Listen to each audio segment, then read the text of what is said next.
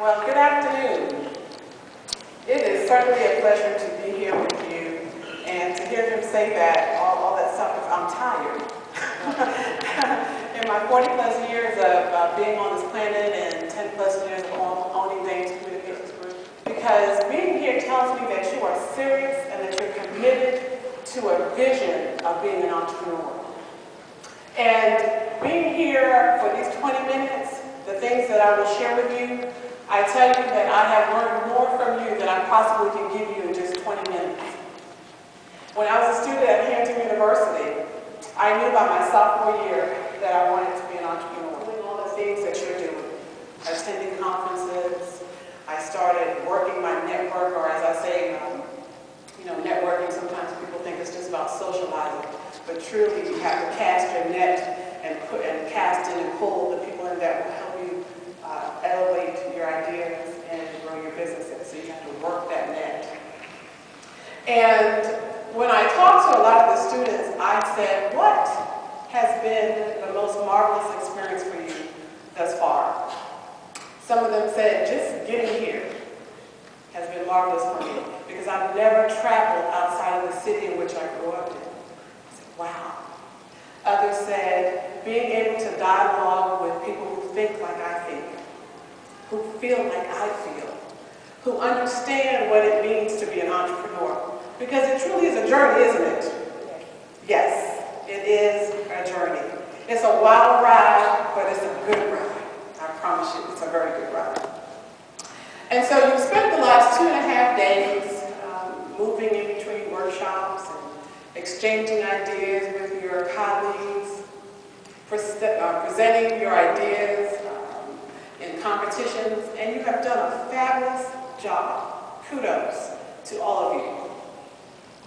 It's such an accomplishment.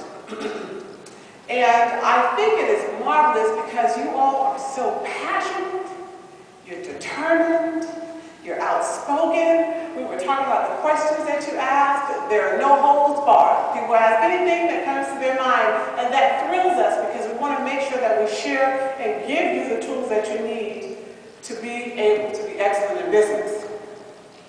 And because you have so much knowledge and you walk with this air and this presence that says, I know what I'm talking about. I don't know about you, but when I was in college and I participated in different organizations, and I never found a job in the one ads. Because my philosophy was everybody's looking at that. So I sought out the businesses that I wanted to work for, found out who the decision maker was, pitched them on what my skills and abilities were, and I landed a job. That's the way I started.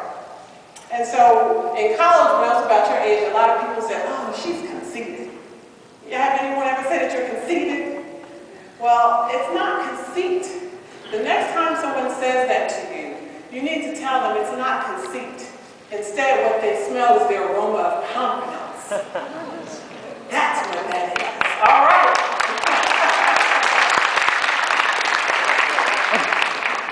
There's nothing wrong with being as young as you are and knowing what you want to do with your life. That's a beautiful thing.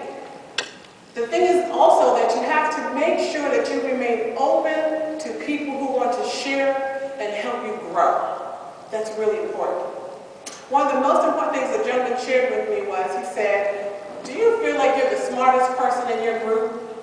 And I said, what do you mean by that? He said, your girlfriends, your peers, every time you get together, you're talking, you seem to have all the answers.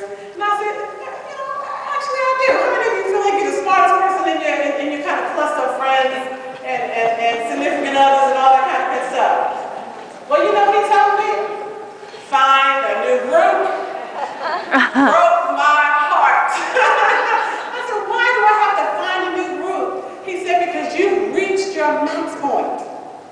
And when you become the smartest person in your group, there's no place for you to grow.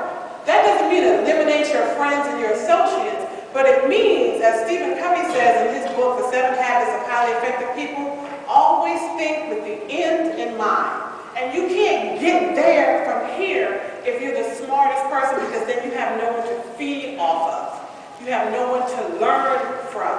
You're giving, but you're not getting anymore. And so I remembered that, and as I've grown my career, I always remind myself that just when I think I know everything or I'm really good at what I do, there's always so much more that I need to learn. Because you see, you all are some of the most gifted thinkers, you're intelligent, you're creative, and you're heads and shoulders above the rest. Yes, and that's exciting. You should feel very, very good about that, to be heads and shoulders above the rest. And so when I look into your faces, and I've spoken to many of you throughout the workshops and the hallways, and I've listened to your journey that brought you here to the Collegiate Entrepreneurs, the Collegiate Entrepreneurs Organization National Conference, I say, wow. I wish that when I was your age that I knew about this conference. Because now you have so many tools that you can learn from, a resource base of people and individuals and professionals who are willing to share their knowledge. And that's often a challenge as a business owner, because if you're trying to start an apparel company and you go to an existing apparel company and you ask for advice, oftentimes they will consider you as competition. So they're not as willing to share with you. So this is where it begins for you.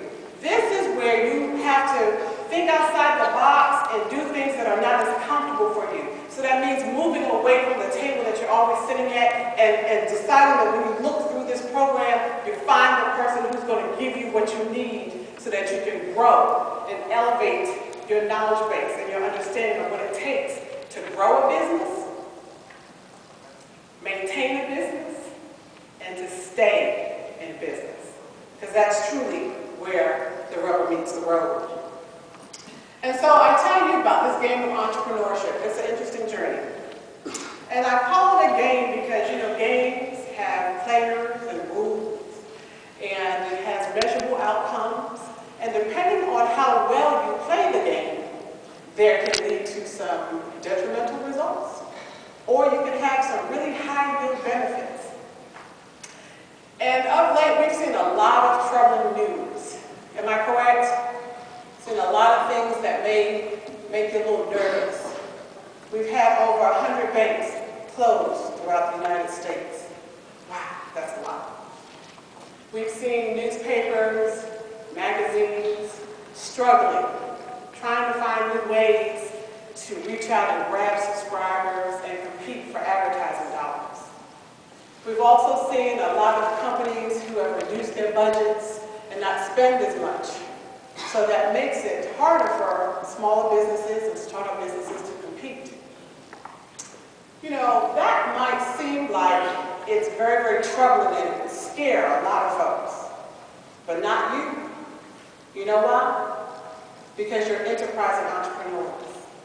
You're tenacious in your will and the understanding that you have been given a gift that you have to share that goes beyond just you.